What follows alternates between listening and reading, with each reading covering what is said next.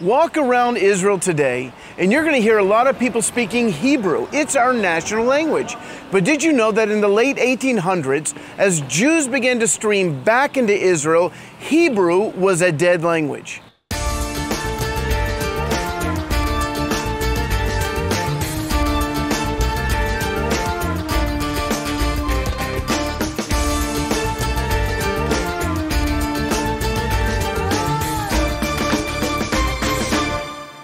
Hi, I'm Ron Canner and you're watching Out of Zion on God TV.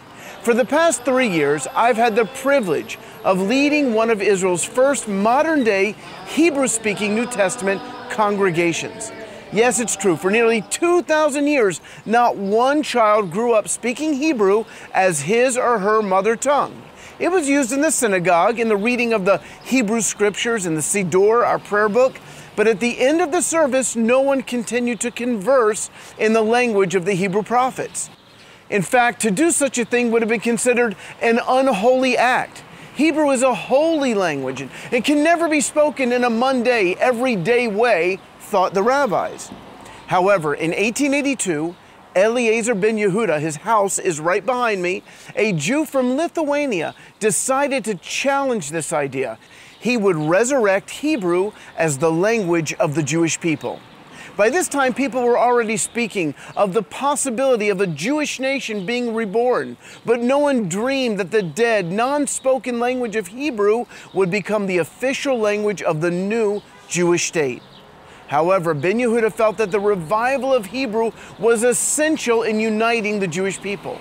For Ben-Yehuda, it was not enough to be able to read and write Hebrew in religious institutions. No, meals would be ordered in Hebrew, children would be praised and reprimanded in Hebrew, and haggling over the price of vegetables at the market would be done in Hebrew.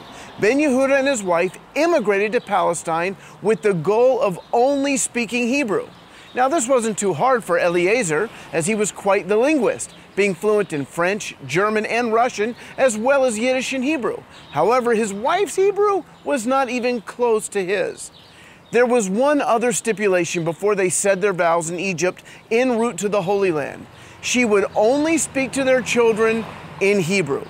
She promised him that their children would only hear Hebrew, and thus Devorah Ben-Yehuda set herself up to bear the first child in 2,000 years where Hebrew would be his mother tongue.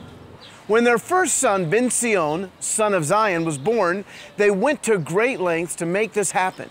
When visitors came over that could not speak Hebrew, Sion was sent to his room lest he pick up foreign languages. Now, when you think of what was riding on this young man speaking Hebrew, the future generations of Israelis, like my wife, like my children, growing up speaking the language of King David and Jeremiah, it's no surprise that there was resistance.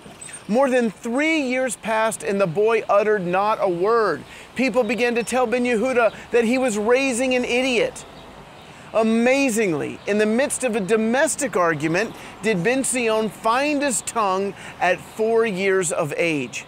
Having come here as an immigrant myself with the goal of becoming fluent in Hebrew, I can only imagine the stress that was on poor Devorah. Some days you just need to communicate in your mother tongue. One day, without thinking, she began to sing lullabies in Russian to Sion.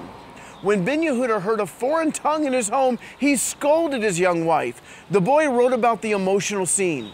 It caused a great shock to pass over me when I saw my father in his anger and my mother in her grief and tears. And the muteness was removed from my lips and speech came to my mouth.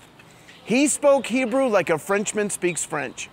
In part 2, we'll talk about the struggle to see Hebrew become the language of the Jews of Palestine. Now, you can catch every episode at God.tv, and you can